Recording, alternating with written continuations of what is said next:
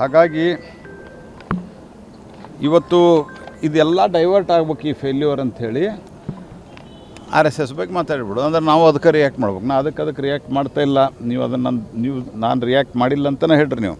ಯಾಕಂದ್ರೆ ಅವರಿಗೆ ಸಬ್ಜೆಕ್ಟ್ ಇದು ಬೇಕಾಗಿದೆ. ಅವ್ರ ಫೇಲ್ಯೂರು ಮತ್ತು ಇವ್ರು ಯಾರು ಹೇಳೋರು RSSದವ್ರು ಅವ್ರು ಕೆಲಸ ಮಾಡ್ಯಾರ 100 ವರ್ಷದಿಂದ ಜನ ಉತ್ತರ ಕೊಟ್ಟರೆ RSSದವರು ಕೆಲಸದ ಮೂಲಕ ಉತ್ತರ ಕೊಟ್ಟರು.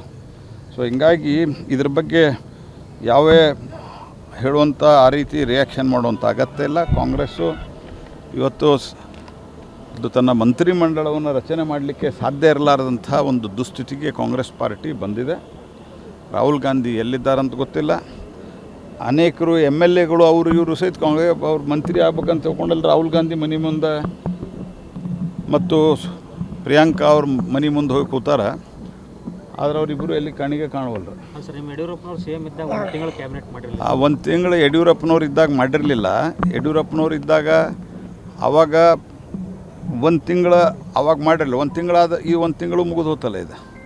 ಮತ್ತು ಎರಡನೇದ್ದು ಯಡಿಯೂರಪ್ಪನವ್ರದ್ದು ಮಂತ್ರಿಮಂಡಲ ಏನಾಗಿತ್ತು ಆ ಟೈಮ್ದಲ್ಲಿ ಮೊದಲೇನು ಸಮ್ಮಿಶ್ರ ಸರ್ಕಾರ ಮಾಡಿದ್ರು ಆ ಸಮ್ಮಿಶ್ರ ಸರ್ಕಾರದಲ್ಲಿನ ಕೆಲವು ಜನ ಬಿಟ್ಟು ಬಂದು ಇದೆಲ್ಲ ಆಗಿತ್ತು. ಈ ಕಾರಣದಿಂದ ಪೊಲಿಟಿಕಲ್ ರೀಸನ್ನಿಂದ ಲೇಟ್ ಆಗಿತ್ತು. ಆವಾಗ ಪ್ರೈಮ್ ಮಿನಿಸ್ಟರು ಅಥವಾ ನಮ್ಮ ರಾಷ್ಟ್ರೀಯ ಅಧ್ಯಕ್ಷರಾಗಿದ್ದಂಥ ನಡ್ಡಾ ಅವರಾಗಲಿ. ಎರಡನೇದಾಗಿ ರಾಜ್ಯ ಸರ್ಕಾರ ಹೊಸ ಮುಖ್ಯಮಂತ್ರಿಯಾಗಿ 40 ದಿವಸ ಆಯಿತು.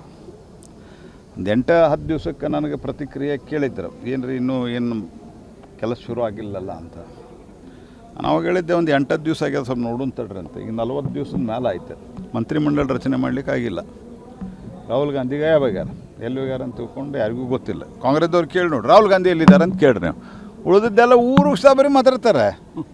ನಿಮ್ಮದು ಮಂತ್ರಿಮಂಡಲ ಯಾಕಾಗಿಲ್ಲ, ರಾಹುಲ್ ಗಾಂಧಿ ಇಲ್ಲ, ಎಲ್ಲಿ ಹೋಗ್ಯಾರ. ಈಗ ನನಗೆ ಕೇಳ್ರಿಪ್ಪ, ನರೇಂದ್ರ ಮೋದಿ ಸಾಹೇಬ್ರು ಎಲ್ಲಿದ್ದಾರೆ ನಾನು ಹೇಳ್ತೇನೆ. ಇಂಥ ದೇಶದಾಗಿದ್ದಾರೆ, ಇಂಥ ಊರಾಗಿದ್ದಾರೆ ನಾನು ಹೇಳ್ತೇನೆ. ಯಾಕಂದ್ರೆ ಅವ್ರದ್ದು ಓಪನ್ ಅದು ಜೀವನ.